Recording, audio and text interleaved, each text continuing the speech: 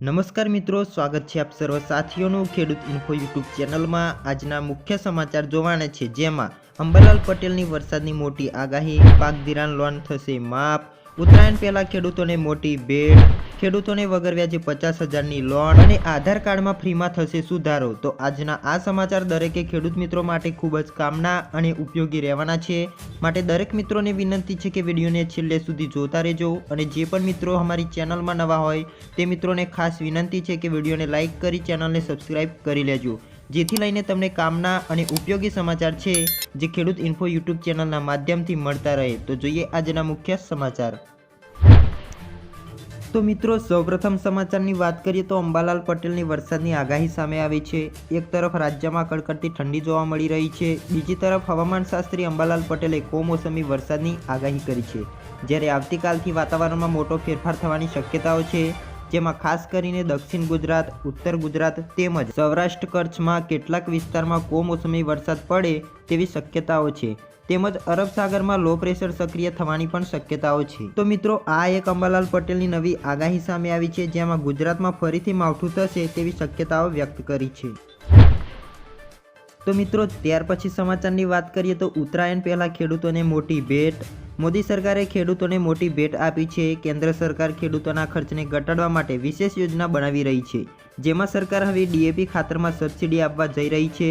ઘણા લાંબા સમયથી સરકાર આ દિશામાં કામ કરી રહી હતી, જેમાં સરકારને સફળતા મળી છે। સરકારે IFFCO દ્વારા તૈયાર કરવામાં આવેલા નેનો ડીએપી લોન્ચ કરવામાં આવી છે। IFFCO દ્વારા તૈયાર કરવામાં આવેલા આ ડીએપી ખાતરની કિંમત 600 રૂપિયા હશે, જેમાં મિત્રો 500 ગ્રામ ડીએપી ખાતરનું પ્રવાહિક ઉપલબ્ધ થઈ શકશે। આ ખાતર એક બોરી જેટલું કામ કરશે।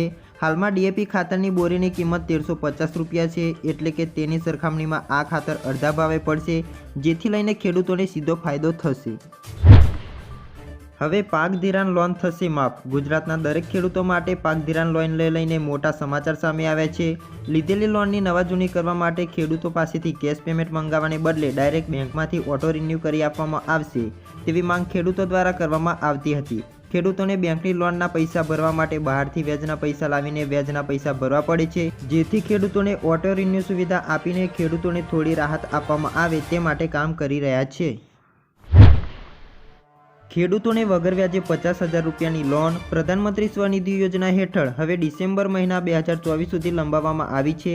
અગાઉ જેની તારીખ માર્ચ 2023 હતી। આ યોજના હેઠળ નાના વેપારીઓ અને સ્ટ્રીટ વેન્ડર્સને લોન આપવામાં આવશે। નાણાં મંત્રાલયે ટ્વિટર પર આ માહિતી આપી છે। જો કોઈ શહેરી વિક્રેતા, મજૂર અને અન્ય કોઈ નાગરિક કે કરિયાણા માટે અથવા તો ફળની દુકાન ખોલવા માંગે છે, તો તેવા વ્યક્તિઓને આ યોજના હેઠળ લોનની રકમ આપવામાં આવશે। જો તમે પણ આ યોજનામાં અરજી કરવા માંગતા હોય તો જરૂરી ડોક્યુમેન્ટ સાથે અરજી કરવાની રહેશે।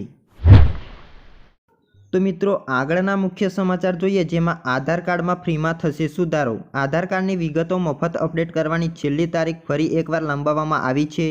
આધાર કાર્ડના દસ્તાવેજો અપડેટ કરવાની છેલ્લી તારીખ અગાઉ 14 ડિસેમ્બર 2023 હતી, જેને મિત્રો UIDAI દ્વારા 3 મહિના વધારીને 14 માર્ચ 2024 સુધી કરવામાં આવી છે।